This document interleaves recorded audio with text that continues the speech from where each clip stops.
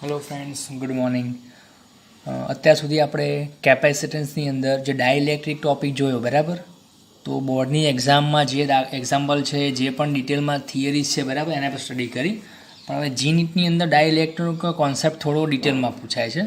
તો આ વિડીયો આપણે જી નીટની એક્ઝામ માટે, એની પ્રિપેરેશન માટે આપણે રાખીએ છીએ, બરાબર. કેમ કે ડાઇલેક્ટ્રિકની અંદર ડિટેલમાં થોડું ઘણું બધું આપણને જોવા મળશે. પણ જે લોકો બોર્ડની પ્રિપેરેશન કરે છે એમને જે મેં ચલાવ્યું છે, બરાબર, એટલું યાદ રાખશે તો પણ ઓકે છે. ઓકે, આપણે શું જોયું કે કેપેસિટરની બે પ્લેટ વચ્ચે આપણે ડાઇલેક્ટ્રિક કેમ મૂકીએ છીએ? તો એનાથી આપણને ફાયદો શું થાય છે કે એનું જે કેપેસિટન્સ છે વધી જાય છે. કેપેસિટરનું કામ જ શું હતું? વિદ્યુતભારનો સંગ્રહ કરવાનું. અને જો એ જ કેપેસિટી એની વધી જાય તો પછી આપણે વધારે ઇલેક્ટ્રિકલ એનર્જી છે સ્ટોર કરી શકીએ, બરાબર. તો એ આપણા માટે સારી વાત છે. ઓકે, હવે એ ડાઇલેક્ટ્રિક જે છે એની બીજી કઈ કઈ અસર થાય છે? કેપેસિટન્સ વધવાની સાથે બીજો કોઈ ચેન્જીસ આવે છે એની અંદર, બીજી કોઈ ફિઝિકલ ક્વોન્ટિટીમાં? તો એ પણ આપણે જોયું હતું, બરાબર. અને ફરીથી આપણે એને થોડું સ્ટડી કરી લઈએ, એકવાર રિવાઇઝ કરી લઈએ. કે માની લો આપણી પાસે આ કેપેસિટરની બે પ્લેટ છે, એની વચ્ચે આપણે એને આના વચ્ચેનું જે આપણું કદ છે, જગ્યા, એને આપણે આ રીતે ડાઇલેક્ટ્રિકથી ભરી નાખીએ છીએ. ક્લિયર? અને ધારો કે એનો જે ડાઇલેક્ટ્રિક અચળાંક જે છે એ ધારો કે છે કે. ક્લિયર? ઓકે, તો આપણે શું કહ્યું હતું કે આ જે ડાઇલેક્ટ્રિક છે એ પોતાનું અલગથી ઇલેક્ટ્રિક ફિલ્ડ ક્રિએટ કરે છે opposite to external electric field. માની લો કે આ જે બાહ્ય વિદ્યુત ક્ષેત્ર હતું એ કેટલું હતું? E0, E0 ઓરિજિનલી, એટલે કે જ્યારે હવાનું માધ્યમ હતું બંને વચ્ચે ત્યારે E0 ઇલેક્ટ્રિક ફિલ્ડ છે. ક્લિયર? અને કે ડાઇલેક્ટ્રિકના કારણે ડાઇલેક્ટ્રિક શું કર્યું? એની અંદર એક ઇલેક્ટ્રિક ફિલ્ડ બનાવ્યું, જેને આપણે નામ શું આપ્યું હતું? EI. અને આપણને ખબર છે કે ડાઇલેક્ટ્રિકની અંદર જે ઇલેક્ટ્રિક ફિલ્ડ બને છે એ એક્ઝેક્ટ E0 જેટલું હોતું નથી, થોડું ઓછું હોય છે એના કરતાં. કેમ કે અંદર જે ઇલેક્ટ્રિક ફિલ્ડ બનશે કોના પર ડિપેન્ડ કરે છે? ડાઇલેક્ટ્રિક ધાતુની પોતાની પ્રોપર્ટી, કે એની અંદર કેટલા ચાર્જીસ છે, બરાબર.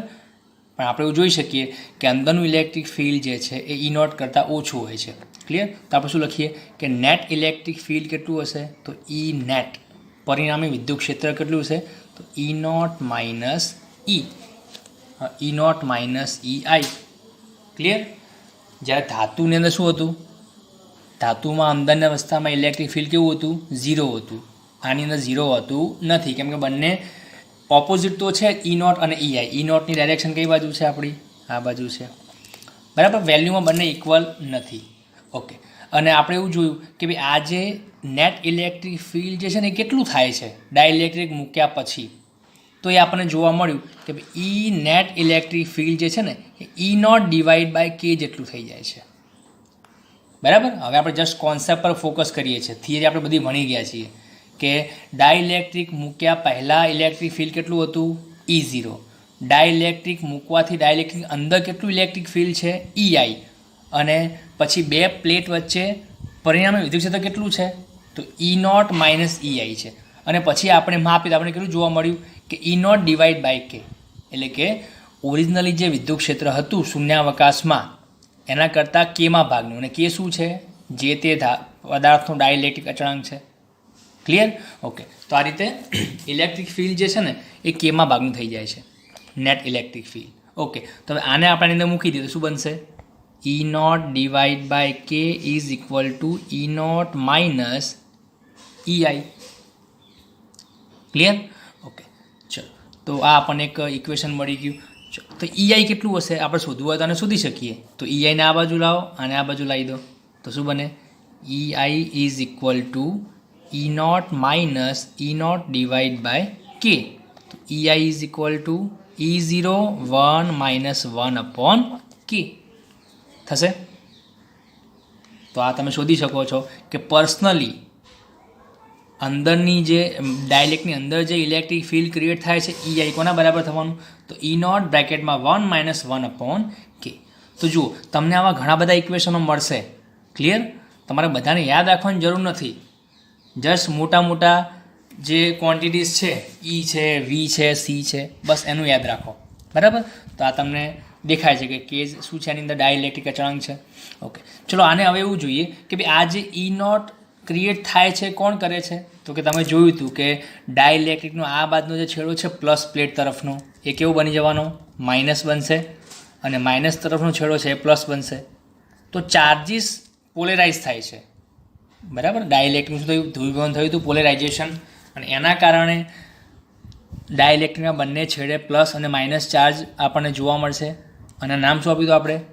સિગ્મા આઈ ઇન્ડ્યુસ ચાર્જ, અથવા તો સિગ્મા બી બાઉન્ડ ચાર્જ, આવું કહ્યું હતું આપણે. તો જે બાજુ પ્લસ પ્લેટ છે ત્યાં માઇનસ સિગ્મા આઈ અથવા તો માઇનસ સિગ્મા બી ક્રિએટ થશે, અને જે બાજુ માઇનસ પ્લેટ છે ત્યાં પ્લસ ક્રિએટ થશે, તો પ્લસ સિગ્મા આઈ અથવા તો પ્લસ સિગ્મા બી. ક્લિયર? નામ બંને સેમ જ છે. તો ચાર્જીસ કેટલા અંદર ક્રિએટ થાય શોધવું છે. તો ઇલેક્ટ્રિક ફિલ્ડ EI ઉપરથી આપણે શું ચાર્જીસને ફાઇન્ડ કરી શકીએ? તો આપણને સૂત્ર ખબર છે કે electric field E is equal to sigma divide by epsilon naught. સૂત્ર હતું, બે પ્લેટ વચ્ચેનું ઇલેક્ટ્રિક ફિલ્ડનું સૂત્ર હતું. આને જ એપ્લાય કરો તો EI શું બતાવે છે? EIને કોણ ક્રિએટ કરે છે? સિગ્મા આઈ ચાર્જીસ ક્રિએટ કરે છે. તો શું લખાયા? Sigma I divide by epsilon naught is equal to E naught. E naught કેટલું લખાય? Sigma divide by epsilon naught. થશે કે નહીં? આ જે પ્લેટ પરની ચાર્જ ડેન્સિટી છે એ ધારો કે સિગ્મા છે, આ રીતે, બરાબર. તો આ રીતે મળશે. અને બ્રેકેટમાં 1 - 1/k, sigma epsilon naught cancel થઈ જવાનો, તો સિગ્મા આઈ બરાબર સિગ્મા 1 - 1/k. તો બસ જે રિલેશન ઇલેક્ટ્રિક ફિલ્ડ માટે બન્યું હતું એ જ રિલેશન કોના માટે બન્યું? સિગ્મા માટે બન્યું. કેમ કે આપણને ખબર છે કે ઇલેક્ટ્રિક ફિલ્ડ અને સિગ્મા વચ્ચે સમપ્રમાણ રિલેશન છે, કેમ કે એપ્સિલોન નોટ તો કોન્સ્ટન્ટ છે. ક્લિયર? તો E પ્રપોઝનલ ટુ સિગ્મા લખીએ આપણે, તેના આધારે બની શકે છે, બરાબર. ઓકે, તો આપણે શું કહીશું કે ડાઇલેક્ટ્રિક એન્ટર કર્યા પહેલાં ઇલેક્ટ્રિક ફિલ્ડ છે E નોટ, ડાઇલેક્ટ્રિકની અંદર ઇલેક્ટ્રિક ફિલ્ડ છે EI, અને આ બંનેનું આપણે જો પરિણામી કાઢીએ તો કે બે પ્લેટ વચ્ચે પરિણામી વિદ્યુત ક્ષેત્ર કેટલું છે? E naught divide by K. કેમાં ભાગ થઈ જવાનું આવ્યું. ઓકે, અને એનો ઉપયોગ કરીને પછી આપણે અંદરની સાઈડ કેટલું ક્રિએટ થાય છે શોધી શકીએ, આ રીતે. ક્લિયર? તો એની મેથડ છે સિગ્મા અને એપ્સિલોન નોટ. ઓકે, ચલો પછી લઈએ V કેટલો હશે આની અંદર. બે પ્લેટ વચ્ચે જે તફાવત છે સ્થિતિમાનનો એ કેટલો હશે? માની લઈએ કે બંને પ્લેટ વચ્ચે સ્થિતિમાનનો તફાવત ધારો કે છે V. બોલીએ છીએ જુઓ વિદ્યુત સ્થિતિમાનનો તફાવત, પણ લખીએ જસ્ટ V. ક્લિયર? તો આ તમારે સમજવાનું છે કે આપણે વારંવાર ડેલ્ટા V નહીં લખીએ, બરાબર. જસ્ટ V લખવું તો પણ તમારે શું માની લેવાનું કે તફાવત છે કોની વચ્ચેનો? આ બે પ્લેટ વચ્ચેનો. ક્લિયર? ઓકે, તો એ કેટલો હશે? તો હવે આપણે શું કરીશું કે આની અંદર માની લો કે બે વચ્ચે જ્યારે વેક્યુમ છે, હવા છે, એ વખતે ઇલેક્ટ્રિક ફિલ્ડ કેટલું હોય? તો કે V બરાબર E ઇન્ટુ D. આ સૂત્ર આપણને ખબર છે, બરાબર. બે પ્લેટ વચ્ચે ઇલેક્ટ્રિક ફિલ્ડ જે બને છે એ, અને બે પ્લેટ વચ્ચેનું ડિસ્ટન્સ છે D. ક્લિયર? તો ઓરિજિનલી જ્યારે વેક્યુમ હતું હવા, એ વખતે વોલ્ટ એની અંદર કેટલું હતું સ્થિતિમાન હતું? એને આપણે V નોટ કહી દઈએ. ઇલેક્ટ્રિક ફિલ્ડ કેટલું હતું? E not. ક્લિયર? ઓકે, હવે આપણે શોધવું છે કે પોટેન્શિયલ ડિફરન્સ જે છે ડાઇલેક્ટ્રિક મૂક્યા પછી શું ચેન્જ આવે છે, બરાબર. તો માની લો કે V જે છે એ ડાઇલેક્ટ્રિક મૂક્યા પછી વોલ્ટેજ છે બે પ્લેટ વચ્ચે. Clear? Is equal to E into D. અને E શું છે? ડાઇલેક્ટ્રિક મૂક્યા પછીનું ઇલેક્ટ્રિક ફિલ્ડ છે. ઓકે, હવે ચેક કરો V બરાબર E કેટલો થઈ જાય? તો હાલ કીધું આપણે કે ડાઇલેક્ટ્રિક મૂક્યા પછી E કેટલો બને છે? E naught divide by K બની જવાનો. તો E naught divide by K into D છે આ. ઓકે, હવે E નોટ ઇન્ટુ D કોના બરાબર છે? V નોટ બરાબર છે. તો શું લખશે? V બરાબર V naught divide by K. તો શું જોવા મળ્યું આપણને કે ઇલેક્ટ્રિક ફિલ્ડમાં જે અસર ક્રિએટ થાય છે, આ E નેટને આપણે ફક્ત E પણ લખી શકીએ, બરાબર. પરિણામી વિદ્યુત ક્ષેત્ર છે આપણે જસ્ટ E પણ લખી દઈએ. ક્લિયર? ઓકે, તો ઇલેક્ટ્રિક ફિલ્ડમાં જે ઇફેક્ટ આવે છે એ શેમાં આવે છે? Vમાં આવે છે. ક્લિયર? ઓકે, હવે Cની વાત કરીએ તો Cમાં શું ચેન્જ આવશે? તો કે E ઘટી ગયો બે પ્લેટ વચ્ચે, V પણ ઘટી ગયો, તો Eમાં C વધે છે, કેપેસિટન્સ ઇન્ક્રીઝ થાય છે. કઈ રીતે? તો કે આપણે શરૂઆતમાં ઓરિજિનલી કેપેસિટન્સ કેટલું લખી શકીએ, C naught is equal to Q divide by V naught. Clear? Okay, C બરાબર ક્યુ બાય વી હતું, તો સી નોટ બરાબર ક્યુ બાય વી નોટ. ચલો ક્યુ શું છે? તો યાદ રાખો કેપેસિટન્સની ડેફિનેશન શું હતી આપણી? ચાર્જ ક્યુ કોના ઉપર લઈએ છીએ આપણે? પોઝિટિવ પ્લેટ પર રહેલો ચાર્જ જે છે શું કહીશું આપણે?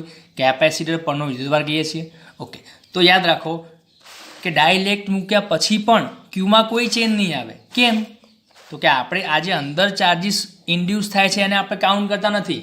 આપણે કેપેસિટરનું જે કેપેસિટન્સ એમાં કયો ચાર્જ લઈએ છીએ? તો કે પ્લસ પ્લેટ પર જે ચાર્જ છે તો એ તો કોન્સ્ટન્ટ રહેવાનો છે ને. ડાયલેક્ટ્રિક મૂકો એ પછી એ જ ચાર્જ રહેવાનો છે, ડાયલેક્ટ નથી મૂકતા તો એ ચાર્જ રહેવાનો છે. સમજાય છે?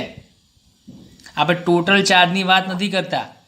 કારણ એવું થશે કે સાહેબ ડાયલેક્ટ્રિક મૂક્યા પછી અંદર માઇનસ ચાર્જ જો આ બાજુ આવશે તો આ ટોટલ ચાર્જ ઘટશે નહીં, આ પ્લસ છે આ માઇનસ છે. ના, યાદ રાખો અહીંયા આપણે જે ડેફિનેશન બનાવી કેપેસિટન્સની એમાં ચાર્જ હંમેશા કયો લેવાનો હોય છે? કેપેસિટર પરનો વિદ્યુતભાર. અને કયો હોય? એની પોઝિટિવ પ્લેટ પરનો. તો ડાયલેક્ટ્રિક મૂકો કે ના મૂકો, પોઝિટિવ પ્લેટ પરનો ચાર્જ તો હંમેશા કોન્સ્ટન્ટ રહેવાનો છે. સમજાય છે કે નહીં? ઓકે, તો અહીંયા ક્યુ એમને એમ રહેવાનું. એટલા માટે શું લખ્યું મેં કે ક્યુને 0 લખ્યો નથી, કેમ કે ક્યુ ચેન્જ નહીં થાય. ક્લિયર? ઓકે, તો C0 is equal to Q divide by V0. આ આપણું ઓરિજિનલી કેપેસિટન્સ છે. ચલો પછી ડાયલેક્ટ્રિક મૂક્યા પછી કેટલું છે? તો ધારો કે કેપેસિટન્સ છે ડાયલેક્ટ્રિક મૂક્યા પછી C, તો C બરાબર ક્યુ તો સેમ રહેશે એમને એમ જ, ડિવાઈડ બાય V બની જશે આ વોલ્ટેજ. ક્લિયર? ચલો તો ઉપરથી વીની વેલ્યુ મૂકી દો, તો C બરાબર ક્યુ ડિવાઈડ બાય વી શું મૂકાશે? વી નોટ ડિવાઈડ બાય કે થાય, કે ઉપર જાય તો કે ક્યુ ડિવાઈડ બાય વી નોટ, અને ક્યુ બાય વી નોટ શું કહેવાશે? C0, તો C બરાબર કે C0. ક્લિયર? તો કેપેસિટન્સ જે છે એ ઇન્ક્રીઝ થઈ જાય છે. ક્લિયર? તો અહીંયા જો શોર્ટમાં લખું છું E, ઇંગ્લિશમાં લખું છું ડિક્રીઝ. બરાબર? કેટલું?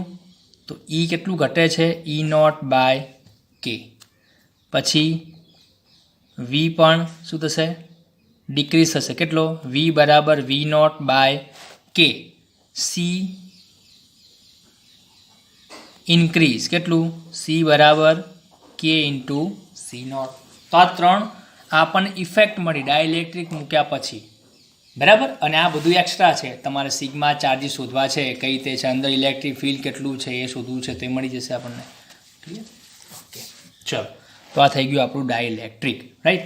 ઓકે, હવે આમાં કેટલા ક્વેશ્ચન બને છે કે શું હંમેશા કેપેસિટન્સની બે પ્લેટ વચ્ચે ડાયલેક્ટ્રિક મૂકો તમે કે અચળાંકવાળો, તો એનું કેપેસિટન્સ હંમેશા શું કે ગણું થઈ જવાનું છે? તો આન્સર ઇઝ નો. કેમ નહીં થાય કે ગણું? તો કે ગણું થશે કે નહીં કોના ઉપર ડિપેન્ડ કરે છે કે ડાયલેક્ટ્રિક જે છે એની સાઇઝ કેટલી અંદર મૂકી છે આપણે. અહીંયા આપણે હાલ શું વાત કરી કે બે પ્લેટની વચ્ચે પૂરેપૂરી જગ્યા જે છે ને બધી આપણે ડાયલેક્ટ્રિક ભરી નાખી છે, વચ્ચે ક્યાંય બીજું કોઈ માધ્યમ છે જ નહીં, ફક્ત એક જ માધ્યમ છે ડાયલેક્ટ્રિકનું. એટલા માટે કે ટાઈમ્સ થઈ ગયું. બરાબર? પણ જો આપણે આ જે ટુકડો છે ડાયલેક્ટ્રિક ધાતુનો, બરાબર, એ બે પ્લેટ વચ્ચે પૂરેપૂરો ના સમાય, મતલબ નાનો ટુકડો હોય થોડો, એટલે કે વચ્ચે બીજા કોઈ માધ્યમ હોય, હવાનું માધ્યમ પણ હોય, તો એ વખતે કેપેસિટન્સ જે છે કે ગણું થતું નથી. ક્લિયર? ઓકે, અને આમાં પણ તમે એક સૂત્ર ભણી ગયા કે કે C0 શું લખાય? તો ઓરિજિનલ કેપેસિટન્સ કેટલું હોય? Epsilon 0A divide by D, જ્યાં એ શું હતું? પ્લેટનું ક્ષેત્રફળ, ડી શું હતું? બેનું વચ્ચેનું અંતર હતું. અને આ સાબિતી પણ આપણે કઈ રીતે મળી એ જોઈ ગયા હતા.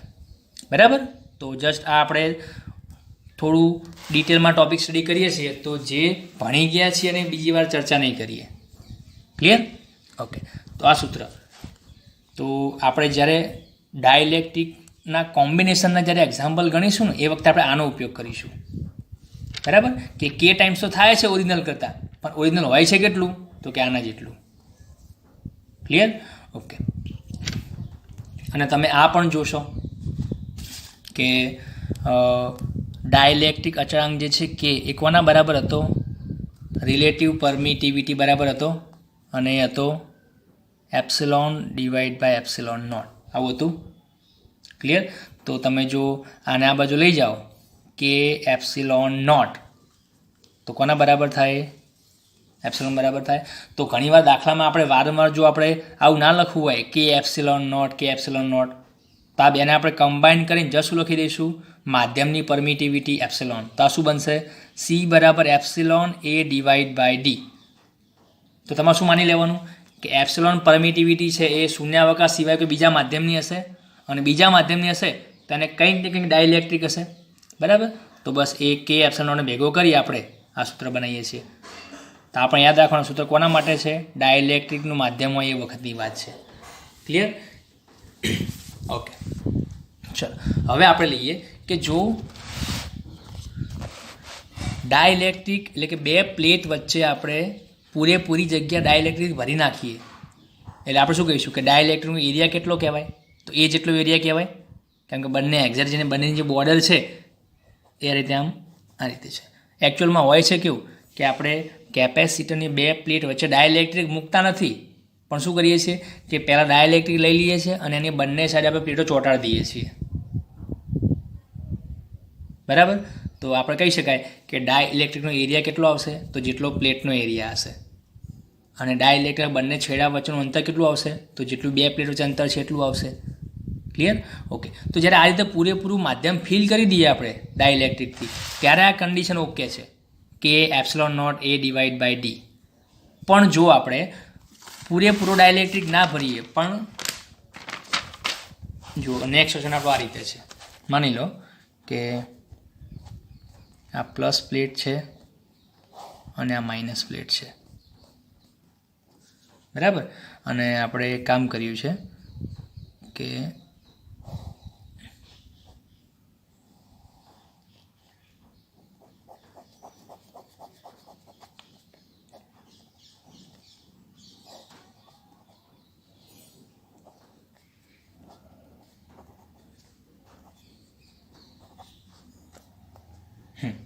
આ રીતનું છે.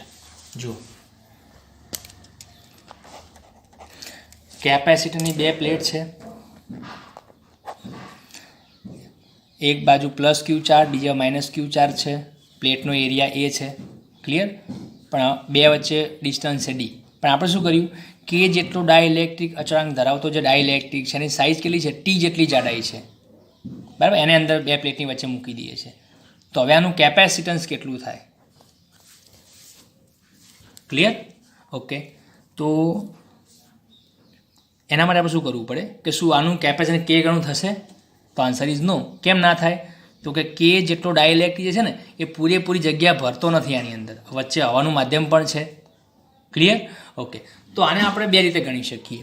એક આપણી રૂટીન મેથડ કે હાલ જે આપણે કાઉન્ટ કરીને આ રીતે, અને બીજું કોમ્બિનેશન ઓફ ડાઇલેક્ટ્રિક. ચલો, કોમ્બિનેશન ઓફ ડાઇલેક્ટ્રિકને પહેલાં પછી જોઈએ આપણે. ફર્સ્ટ આપણે રેગ્યુલર મેથડ જોઈ લઈએ શું છે. અને આ દાખલો નીટની અંદર પણ પૂછાયેલો છે. બરાબર? અને આ કોન્સેપ્ટ બહુ ખાસ યુઝ થાય છે આનો, તો આ ટોપિકને ખાસ ધ્યાન રાખજો. ચલો, આપણે શું કહીશું કે જ્યાં પહેલાં કામ કરીએ ઇલેક્ટ્રિક ફિલ્ડ ક્યાં કેટલું છે આપણે જોઈ લઈએ.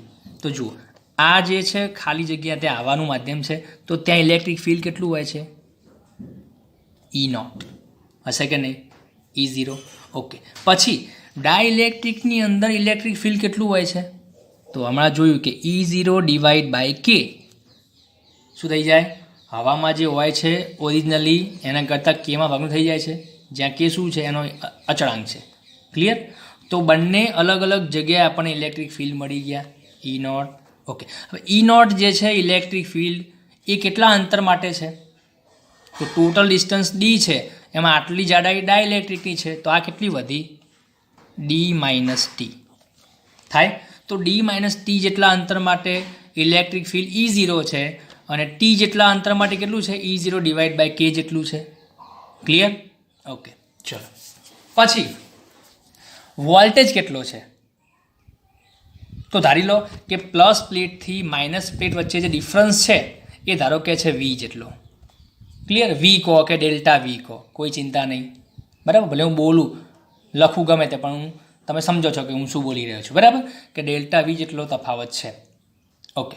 હવે આપણને ખબર છે કે વોલ્ટેજ જે છે કોના પર ડિપેન્ડ કરે? ઇલેક્ટ્રિક ફિલ્ડ ઉપર ડિપેન્ડ કરે છે. કેમ કે સૂત્ર આપણે જોયું હતું આગળ, વી બરાબર ઈ ઇન્ટુ ડી, આ ઇક્વેશન હતું. તો જો ઇલેક્ટ્રિક ફિલ્ડ અહીંયા બે વખત બદલાય છે, એકવાર હવા માટે અલગ છે ઇલેક્ટ્રિક ફિલ્ડ, ડાઇલેક્ટ્રિક માટે અલગ છે, તો વોલ્ટેજ પણ બે વચ્ચે કેવો હશે? અલગ અલગ હશે. તો માની લો કે બે પ્લેટ વચ્ચે વોલ્ટેજ એટલે કે વિદ્યુત સ્થિતિમાનનો તફાવત છે વી, ફક્ત વી લખું છું. તો વી કોના બરાબર થવાનો? ટોટલ. હા, તો કે હવાની અંદર જે ઇલેક્ટ્રિક ફિલ્ડના કારણે જે વોલ્ટેજ છે આપણે નામ આપી દઈએ V1 અને આને આપી દઈએ પ્લસ V2. એટલે કે ટોટલ જે V છે કોના બરાબર થવાનું? V1 પ્લસ V2 બરાબર. સમજાય છે? ક્લિયર? અથવા તો જો આવું નથી કરવું તો એક કામ કરીએ કે બે પ્લેટ વચ્ચે વોલ્ટેજ V કોના બરાબર લખાય? E ઇન્ટુ ડી બરાબર લખાય. પણ એના તો બે ભાગ છે ને, E0 અને E0 બાય K વાળો. તો આ શું લખાય કે E1 D1 plus E2 D2, આવું લખાય. ટોટલ ઇલેક્ટ્રિક ફિલ્ડ છે આપણું એ બે ભાગમાં ડિવાઈડ છે. તો આપણને ખબર છે કે E1 D1 શું બને? વોલ્ટેજ V1 કહેવાય આટલા ભાગનો, અને E2 D2 શું કહેવાય? આનો V2 કહેવાશે. તો ગમે તે બાજુ બોલો, કોઈ ફરક પડતો નથી. ક્લિયર? વસ્તુ એની જ થાય છે. ચલો ઓકે, તો આ V ઇઝ ઇક્વલ ટુ, ચલો E1 ઇલેક્ટ્રિક ફિલ્ડ એટલે કે પહેલા ભાગમાં કેટલું છે? E0 છે, તો E0. ડિસ્ટન્સ કેટલું છે એનું? D1 તરીકે D માઇનસ ટી છે, તો D minus T plus E2 તરીકે શું છે? આ ડાઇલેક્ટ્રિક ભાગમાં electric field E0 divide by K છે, E0 ડિવાઈડ બાય K. અને ડિસ્ટન્સ D2 કેટલું છે? ટી જેટલું છે. ક્લિયર? ઓકે, ચલો આમાંથી આપણે E0 ને કોમન કાઢી લઈએ. તો E0 તો બ્રેકેટમાં શું રહેશે? ડી માઇનસ ટી પ્લસ અહીંયા ટી બાય કે રહેશે. આ રીતે તો આ મળ્યું આપણને વોલ્ટેજ બે પ્લેટ વચ્ચે. હવે આના ઉપરથી આપણે કેપેસિટન્સ શોધી નાખીએ. તો કેપેસિટન્સ સી બરાબર ક્યુ ડિવાઈડ બાય વી થાય આવું. Clear? Okay, Q divide by V, વીનું આપણે સૂત્ર મૂકી દઈએ અહીંયા, E0 D minus T plus T by K, આ રીતે. ક્લિયર? ઓકે, હવે આનું હજુ આપણે સાદુરૂપ આપવા માગીએ છીએ, કારણ કે આપણે પ્લેટનો એરિયા આપેલો છે, બે વચ્ચે ડિસ્ટન્સ આપેલું છે. તો આપણે કામ કરીએ કે વિદ્યુત ક્ષેત્ર E0 શું લખાય? સિગ્મા અપોન એપ્સિલોન નોટ લખી દેવાય. થાય કે નહીં? ઓકે, અને સિગ્માને પાછું શું લખાય? ક્યુ બાય એ, તો Q divide by A epsilon naught થાય આવું. ઇલેક્ટ્રિક ફિલ્ડને આપણે સૂત્ર મૂકીએ તો આની અંદર, તો સી બરાબર ક્યુ ડિવાઈડ બાય E0 શું લખાશે? Q divide by epsilon naught A D minus T plus T by K. Clear? આવું થશે. ક્યુ ક્યુ કેન્સલ, આ ઉપર જશે, તો શું મળ્યું? Epsilon 0 A divide by D minus T plus T by કે.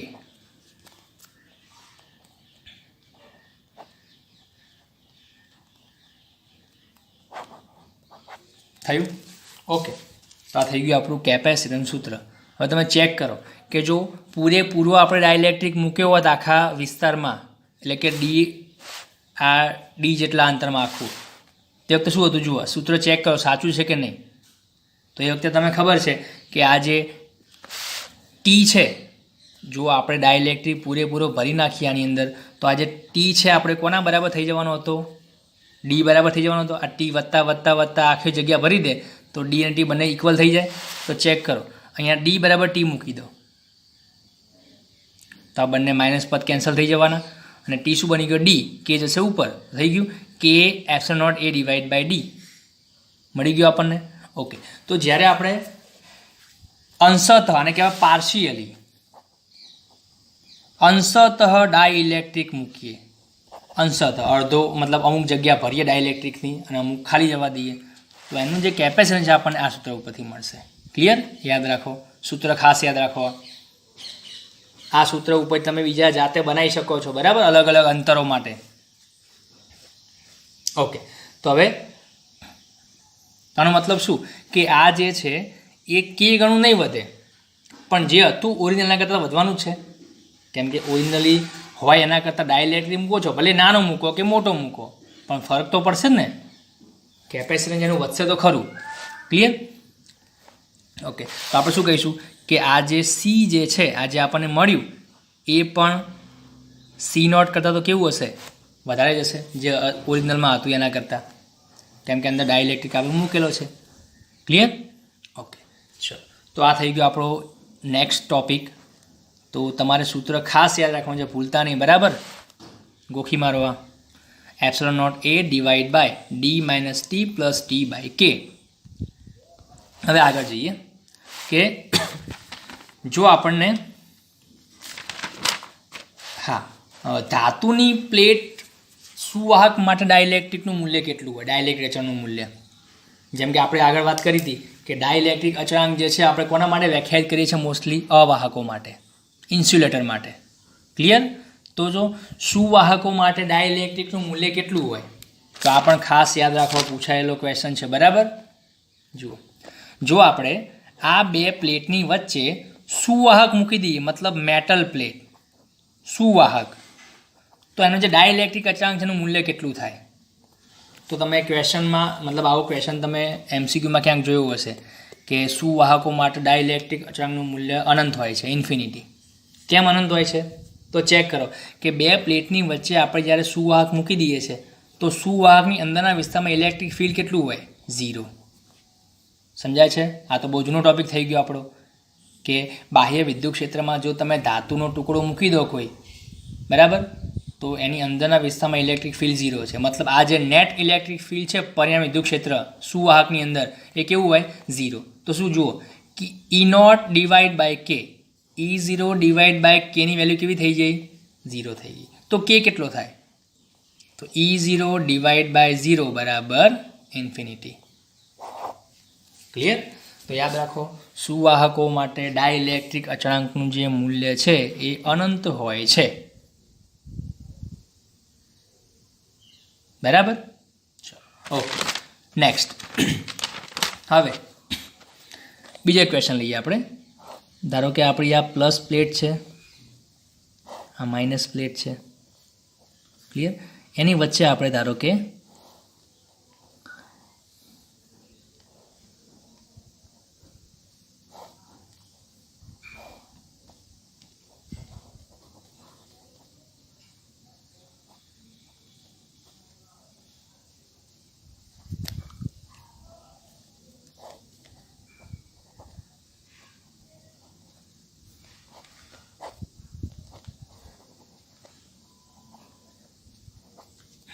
ઓકે, જુઓ, કેપેસિટરની બે પ્લેટની વચ્ચે આપણે શું મૂકીએ છીએ? તો એક ટી જાડાઈનો ડાયઇલેક્ટ્રિક મૂકીએ જેનો ડાયઇલેક્ટ્રિક અચળાંક છે કે, અને બીજું એક ધાતુનો ટુકડો મૂકીએ છીએ, મેટલ પ્લેટ ટી જાડાઈની.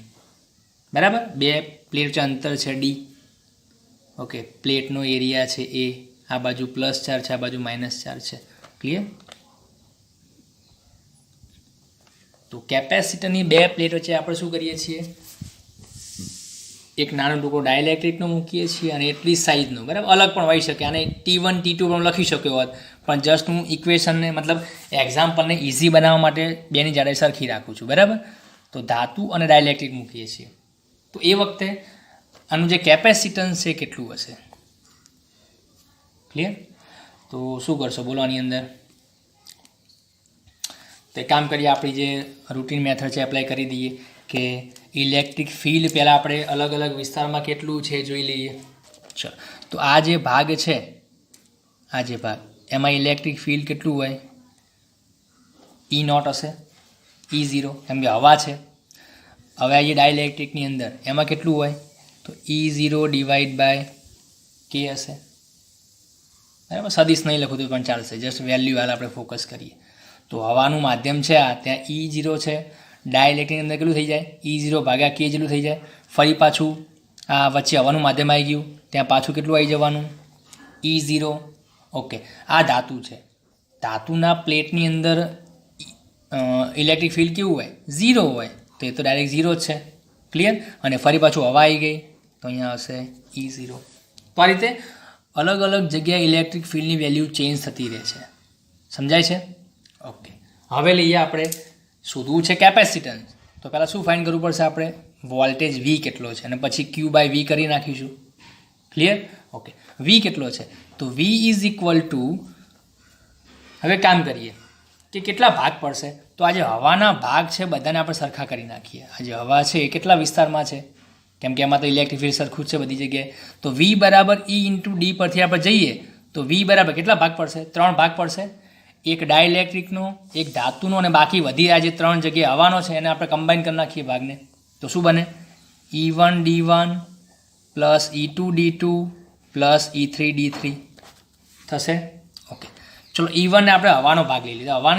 હવાની જગ્યામાં ઇલેક્ટ્રિક ફિલ્ડ કેટલું છે? E0 છે. વિસ્તાર કેટલો છે એનું ડિસ્ટન્સ? તો ટોટલ ડિસ્ટન્સ ડી છે, એમાંથી આ 2 જાડાઈ કાઢી નાખો તો હવા ભાગ વધી આની અંદર તો શું આવશે? ડી માઇનસ 2T થાય. ઓકે, પ્લસ E2 ને આપણે લઈ લઈએ ડાયઇલેક્ટ્રિકની અંદર. તો E2 કેટલો બનવાનો? E0 ડિવાઈડ બાય K છે અને એનું અંતર કેટલું છે? T જેટલું. તો આ T આવશે. T plus E3 metal plate, એ તો વેલ્યુ એની 0 છે તો આવશે 0. તો શું વધ્યું? E0 D minus 2T plus E0 divide by K into T. ચલો આને આપણે E0 કોમન કાઢી લઈએ તો E0 બ્રેકેટમાં શું રહેશે?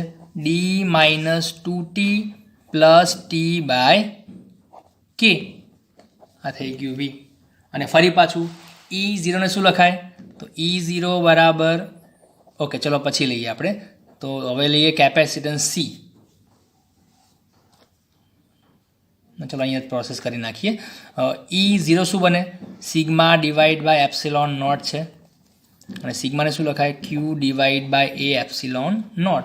તો V બરાબર Q divide by epsilon naught into A D minus 2T plus T by K. તો C બરાબર શું થાય? Q બાય V કરો, Q કેન્સલ કરી નાખો છો તો શું આવશે? Epsilon naught A divide by D minus 2T plus T by K. થઈ ગયો સૂત્ર. ક્લિયર? ઓકે, તો આ રીતે મેઇન પ્રોસેસ છે આપણી આ, બરાબર?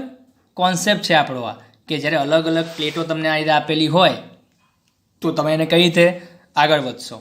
તો પહેલાં શું કામ કરવાનું કે અલગ અલગ ભાગમાં ઇલેક્ટ્રિક ફિલ્ડ કેટલું છે. જો હવા હોય તો E0 લખી દો, ડાયઇલેક્ટ્રિક હોય તો E0 બાય K લખી દો, અને જો ધાતુની પ્લેટ હોય તો 0 લખી દો ત્યાં. પછી ટોટલ વોલ્ટેજ કેટલો હોય તો કે 2 પ્લેટ વચ્ચે વોલ્ટેજ ટોટલ ધારો કે ડિફરન્સ V છે તો એ V કોના બરાબર થવાનો? તો અલગ અલગ ભાગમાં જે છે એના આધારે થવાનું E ઇન્ટુ ડી કરીને, અને જે ઇલેક્ટ્રિક ફિલ્ડ છે એ લખી દો અને એ કેટલા વિસ્તારમાં છે એનું અંતર કેટલું એ લખી નાખો, એ આપણને V મળશે. અને પછી V મળ્યા પછી સીધું જ C બરાબર Q બાય V કરી નાખો, બરાબર? અને ઇલેક્ટ્રિક ફિલ્ડ જે છે E0 એને આપણે સિગ્મા અને Qમાં કન્વર્ટ કરી નાખો આ રીતે. ઓકે, તો આ સૂત્ર યાદ રાખો, બરાબર? ઓકે, હવે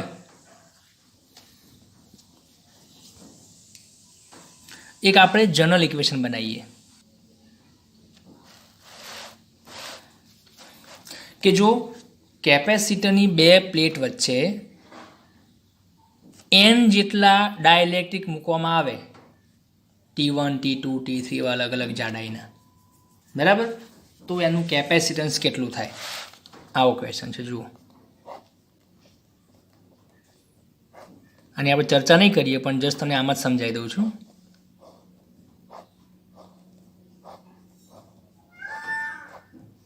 આવી અનંત સંખ્યાની છે, બરાબર? આની જાડાઈ T1 છે, આની T2 છે, આની T3 છે, આની T4 છે. આવા ઘણા બધા અસંખ્ય જાડાઈના આ રીતે પ્લેટની વચ્ચે મૂકેલું છે અને ટોટલ ડિસ્ટન્સ છે ધારો કે 2 વચ્ચે D. ક્લિયર? ઓકે, તો આની અંદર આપણે શું કરીશું આ સૂત્રમાં? તો દેખાય છે કે બધા જ ડાયઇલેક્ટ્રિક જે છે અલગ અલગ જાડાઈના એ કનેક્ટેડ નથી, વચ્ચે હવાની જગ્યા છે. ક્લિયર? તો ટોટલ હવાની જગ્યા કેટલી થશે આની અંદર? n ડાયઇલેક્ટ્રિક આપણે મૂકેલા છે. તો શું કરવું પડશે? આ ડી અંતર છે એમાંથી શું કરવાનું? T1 plus T2 plus T3 plus T4 plus up to Tn minus કરી દો તો એ જગ્યા વધે કોની કહેવાશે? હવાની કહેવાશે. સમજાય ને? ટોટલ ડિસ્ટન્સ ડીમાંથી આ જેટલી જગ્યા રોકાય છે T1 + T2 + T3 એને માઇનસ કરી દો તો સૂત્ર કેવું બને આપણું? એન પ્લેટ માટે, સોરી એન ડાઇલેક્ટ્રિક માટે, તો C બરાબર ε0 A ડિવાઈડ બાય ડી, એમાંથી આપણે શું કરીએ? માઇનસ કરીએ. શું કરીએ? T1 + T2 + T3 + T4 up to Tn. દેખાય છે? આ D - 2T શું હતું આપણું? પછી આ બીજું આગળ મેળવ્યું એમાં D - T શું હતું?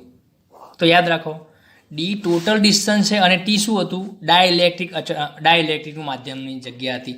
તો એને ડીમાંથી ટીને માઇનસ કરો, જે વધે શું કહેવાય? હવાની જગ્યા કહેવાય. તો અહીંયા હવાની જગ્યા કેટલી છે? તો ડીમાંથી આપણે શું માઇનસ કર્યું? તો T1 + T2 + બધાને માઇનસ કરી દો. ક્લિયર? ઓકે. પછી પ્લસ શું કરશો? Plus T/K. જો એક જ ટુકડો હતો આપણો તો T/K. અહીંયા તો કેટલા ટુકડા છે? n સુધીના છે. તો શું આવશે? T1 બાય, ચલો એવું પણ માની લો કે T1 જે જાડાનો ટુકડો છે એનું ડાઇલેક્ટ્રિક અચળાંક છે K1, T2 વાળાનો છે K2. બધાની વેલ્યુ અલગ અલગ છે ડાઇલેક્ટ્રિક અચળાંકની. તો આ શું લખાશે? T1/K1 + T2/K2 + T3/K3 આ રીતે લખાશે, પ્લસ Tn/Kn સુધી લખાશે. સમજાય છે હું શું કહેવા માગું છું? તો એક સૂત્ર આપણે કોમન યાદ રાખી દઈએ અને પછી એને આપણે બધા અલગ અલગ કોન્સેપ્ટમાં યુઝ કરી શકીએ છીએ. બરાબર? ઓકે. તો આ થઈ ગયું આપણું ડાઇલેક્ટ્રિક અચળાંકનું સૂત્ર. હવે તો આ થઈ આપણી રૂટીન મેથડ, દરેકને આ તો ખબર પડવી જ જોઈએ. બરાબર? હવે આપણે લઈએ કોમ્બિનેશન ઓફ ડાઇલેક્ટ્રિક, કે આ જ સૂત્રને આપણે જો કેપેસિટરના કોમ્બિનેશનથી જો એને ઉકેલ કાઢીએ તો એને આપણે કઈ રીતે સોલ્વ કરી શકીએ. તો જુઓ, આ એક્ઝામ્પલ જે આપ્યું એને આપણે જે સૂત્ર મેળવ્યું ને આ જ સૂત્ર આપણે બીજી મેથડથી લાવીએ. કઈ રીતે? સમજો. તો આપણે કેપેસિટરની બે પ્લેટ વચ્ચે અંશતઃ ડાઇલેક્ટ્રિક મૂકીએ છીએ. બરાબર? ઓકે. તો હવે આનું જે કેપેસિટન્સ જે છે એ કેટલું થશે? તો આપણે એક કામ કરીએ. આપણને એક વસ્તુ ખબર છે કે આ જે ડાઇલેક્ટ્રિક મૂક્યા પછી આ જે રચના બની એને આપણે બે કેપેસિટર માની શકીએ. કેમ? તો કે હવાવાળી જગ્યા છે ને એની કંઈક અલગ કેપેસિટી છે ચાર્જ સ્ટોર કરવાની અને ડાઇલેક્ટ્રિકની કંઈક અલગ વેલ્યુ છે. સમજાય છે કે નહીં? ફરીથી, કેપેસિટરની બે પ્લેટ વચ્ચે ડાઇલેક્ટ્રિક મૂકો ને તો આને તમે બે કેપેસિટર અલગ અલગ માની શકો છો. કેમ અલગ માની શકો છો? છે એક જ કેપેસિટર પણ આ બેની ભેગી ઇફેક્ટ બતાવશે. હું એમ કહીશ કે ચલો આ જે બન્યું કેપેસિટર, એનું જે કેપેસિટન્સ માની લો કે 20 માઇક્રોફેરાડે છે, પણ 20 માઇક્રોફેરાડે અસર કોના કારણે આવી? તો અમુક અસર આ હવાના ભાગના કારણે છે અને અમુક ડાઇલેક્ટ્રિકના કારણે છે. તો કે બંને ભાગનું કેપેસિટન્સ અલગ અલગ છે અને એનું સમતુલ્ય થઈને તમે કેટલું મળ્યું? આખા તંત્રનું મળ્યું 20 માઇક્રોફેરાડે. તો આને આપણે બીજું કઈ રીતે ઓળખી શકીએ? Combination of capacitor. જે આપણે આગળ જોયું હતું ને શ્રેણીમાં અને સમાંતરમાં કેપેસિટર હતા, એવા જ અહીંયા પણ ડાઇલેક્ટ્રિક મૂકવાથી કેપેસિટરનું આપણે એને બનાવી શકીએ, બે ભાગ પાડી શકીએ. ઓકે. હવે ચેક કરો કે આ જે બે કેપેસિટર અલગ માની દો, આને હું શું કહી લઉં કે ચલો આ કેપેસિટર છે C1 અને આ કેપેસિટર છે C2. ક્લિયર? તો C1 અને C2 કયા જોડાણમાં છે? જોઈ શકો, શ્રેણીમાં છે. યસ ઓર નો? આ બે પ્લેટો છે, શ્રેણીમાં કેપેસિટરો છે. તો શ્રેણી જોડાણ સૂત્ર તમને ખબર છે કેટલું હોય? તો 1/CEQ બરાબર 1/C1 + 1/C2 થાય કે નહીં? ચલો, C1 કેટલો છે?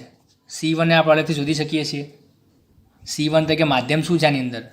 હવાનું માધ્યમ છે. તો શું બને? ε0 A ડિવાઈડ બાય ડી. આ સૂત્રને ફોલો કરો તો ε0 હવાની પરમિટિવિટી ઓકે છે. એરિયા કેટલો છે? તો હવાનું માધ્યમનો એરિયા કેટલો છે? જેટલો પ્લેટનો એરિયા છે. ક્લિયર? ડિવાઈડ બાય ડી, અંતર કેટલું છે?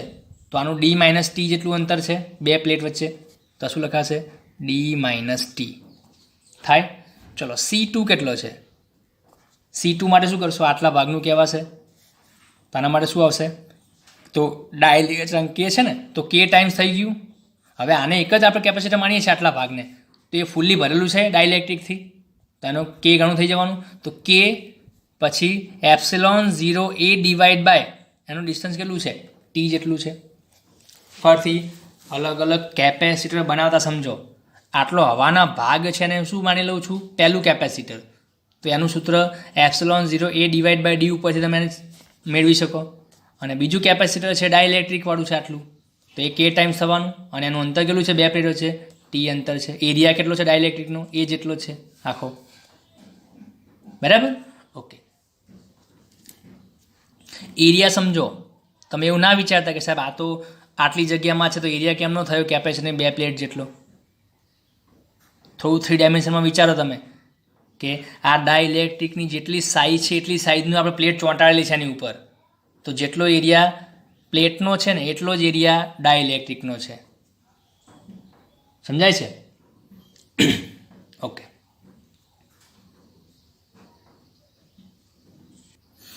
જેમ કે તમે આને આ રીતે સમજી શકો છો કે આ મોબાઈલનું કવર છે, બરાબર? તમે જોઈ શકો છો કઈ રીતનું છે આ કવર. ઓકે ચલો, હવે શું કરીએ છીએ કે અંદર મોબાઈલ આપણે ભરાઈએ છીએ તો આ મોબાઈલનો એરિયા કહેવાય અને એને આપણે આમ ફિટ કરી નાખીએ. આ પ્લેટ માની લો કેપેસિટરની, અને આ જે અંદરનો ભાગ છે આ એને આપણે શું માની લઈએ ડાયઇલેક્ટ્રિક માની લો. તો આમ જોઈન કરી નાખીએ, આમ ચોંટાડી નાખ્યું આ રીતે કવરને આ રીતે આમ. તો શું કહીશું કે જેટલો પ્લેટનો એરિયા છે એટલો જ કોનો થવાનો અંદરના ડાયઇલેક્ટ્રિકનો થવાનો, કેમ કે બંને સાથે કનેક્ટેડ છે આ રીતે. બરાબર? તો આમ ચોંટાડેલા છે. બરાબર? પણ માની લો કે અંદરનું આ જે ડાયઇલેક્ટ્રિક છે આપણું આ બે આ ચોંટાડ્યા સાઈડ, બરાબર, એની વચ્ચે જે આ મોબાઈલ મૂકવાની જગ્યા છે ને એ થોડી પાતળી હોય, થોડી પાતળી જગ્યા હોત તો શું કહેવાત કે એરિયા તો એનો કેટલો રહેવાનો હતો જેટલો આ પ્લેટનો છે, પણ વચ્ચેનું અંતર ઓછું છે. બસ આ એવું જ છે કે આ બે પ્લેટ જે છે ને પ્લસ અને માઇનસ અને મોબાઈલનું બે બાજુનું કવર માની લો અને વચ્ચે આ જે છે એ ડાયઇલેક્ટ્રિક મોબાઈલ મૂકવાની જગ્યા છે. તો એ પાતળી પણ હોઈ શકે, જાડી પણ હોઈ શકે છે, પણ એરિયા તો એનો કેવો રહેવાનો સેમ એરિયા રહેશે. સમજે છે કોન્સેપ્ટ? ઓકે ચલો, હવે આને આપણે સોલ્વ કરવાનો ટ્રાય કરીએ કોમ્બિનેશનના આધારે. તો જુઓ C1 C2 આપણે અલગ અલગ શોધી નાખ્યા, બસ એને સૂત્રની અંદર મૂકી દો તો શું થશે કે 1/CEQ બરાબર 1/C1 ને શું લખાય ε0 A divide by D minus T લખાય, પ્લસ C2 ને શું લખાય 1/K ε0 A divide by T થશે. ચલો છેદના છેદને ઉપર મોકલી દો તો 1/CEQ બરાબર D minus T divide by ε0 A થશે, પ્લસ અહીંયા ટી ઉપર જશે તો ટી ડિવાઈડ બાય કે ε0 ઇન્ટુ એ થશે. ઓકે ચલો 1/CEQ શું કોમન નીકળશે આની અંદર 1/ε0 એને આપણે કોમન કાઢી લઈએ. શું બાકી રહ્યું તો ઉપર રહેશે ડી માઇનસ ટી પ્લસ અહીંયા શું રહેશે ટી બાય કે રહેશે, ટી બાય કે. આને વ્યસ્ત કરી નાખો તો C equivalent is equal to ε0 A divide by D minus T plus T by K. આવી ગયો આન્સર, જે સેમ આન્સર છે. ક્લિયર? તો આ રીતે કરો કે આ રીતે કરો કોઈ ફરક નહીં પડે, બરાબર, પણ તમને કઈ મેથડ ઝડપી લાગી કેપેસિટરના કોમ્બિનેશનની. બરાબર? તો આ રીતે ડાયઇલેક્ટ્રિક મૂક્યા પછી આપણે કેપેસિટરને કમ્બાઈન કરી શકીએ અને બે અલગ અલગ કેપેસિટર ધારી શકીએ છીએ. જો અહીંયા વચ્ચે બીજી એક અલગ પ્લેટ મૂકી હોત પાછી ડાયઇલેક્ટ્રિકની અલગ ટુકડો, તો એને આપણે પણ કાઉન્ટ કરવો પડે તો એ ત્રીજું કેપેસિટર બને તેની અંદર. ક્લિયર? તો આ રીતે આપણે અલગ અલગ ગણી શકીએ. ચલો હવે આના ઉપરથી આપણે એક બેઝિક એક્ઝામ્પલથી સ્ટાર્ટ કરીએ. This is plus plate and this is minus plate. Clear? બે પ્લેટ વચ્ચે ડિસ્ટન્સ છે ધારો કે ડી જેટલું, પ્લેટનો એરિયા છે એ જેટલો. ક્લિયર? અને આ બેની વચ્ચે મેં શું કર્યું આ રીતે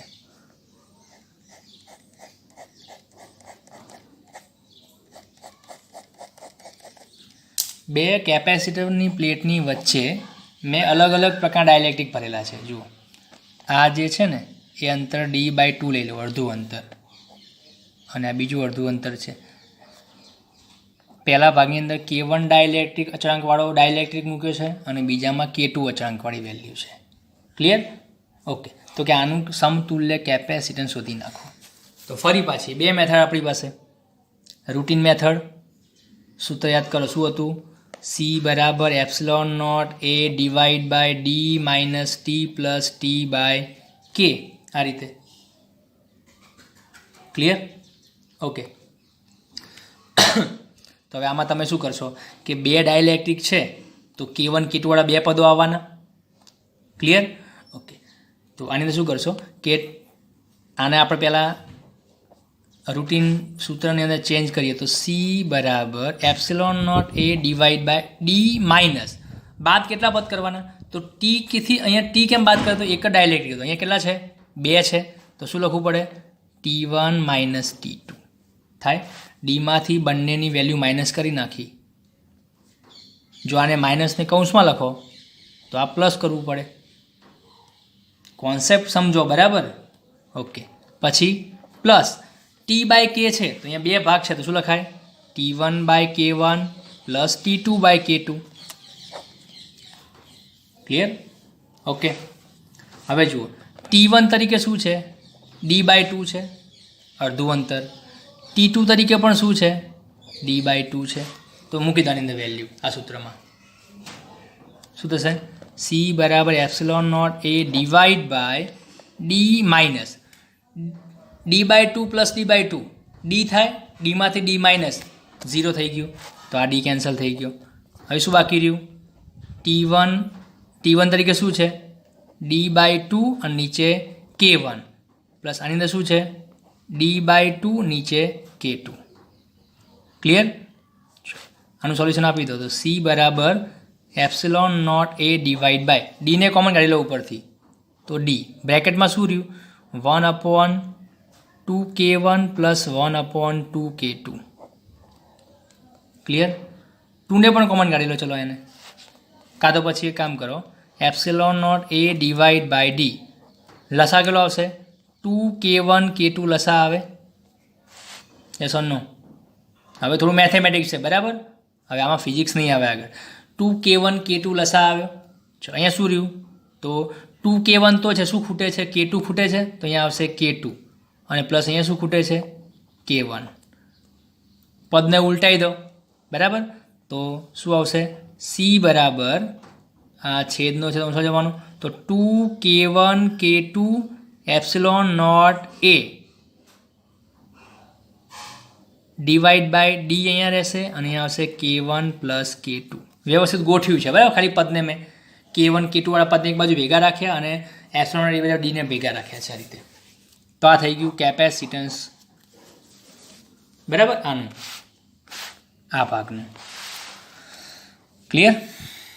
ઓકે. ચલો હવે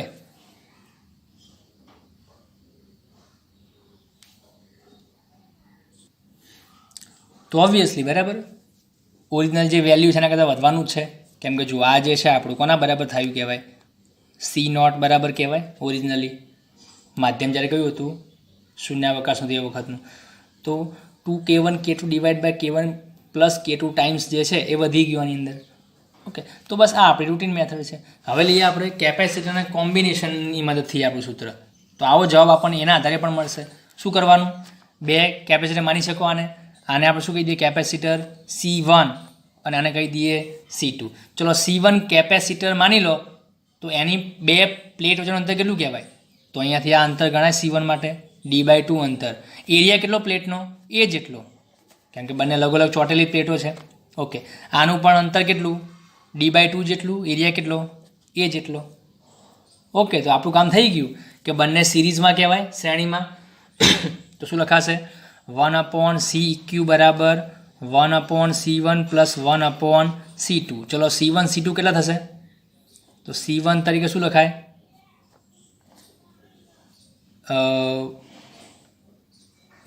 K1 ટાઈમ્સ લખાશે. આ આખું કેપેસિટર જે છે પહેલા ભાગનું એ ડાયલેક્ટ્રિક પૂરું ભરેલું કહેવાય.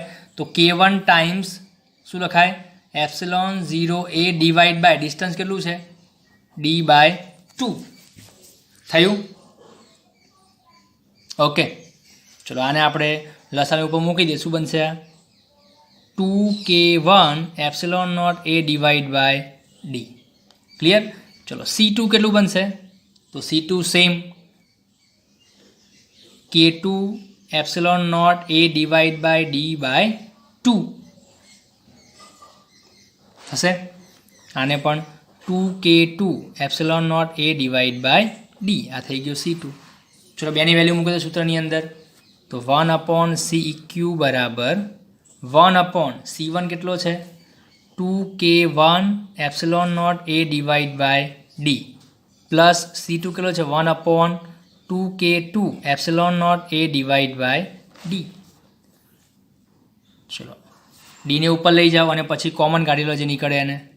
તો ડી ઉપર જશે, ડીને common D/2K1 epsilon naught into A plus D divide by 2K2 epsilon naught A થશે. હવે કોમન કાઢી લો. ઉપરથી ડી નીકળશે અને નીચેથી 2 એપ્સિલોન નોટ ઇન્ટુ A નીકળે. શું બાકી રહેશે? 1/K1 પ્લસ 1/K2 બરાબર D/2 epsilon naught into A. આનો લસા કેટલો આવે?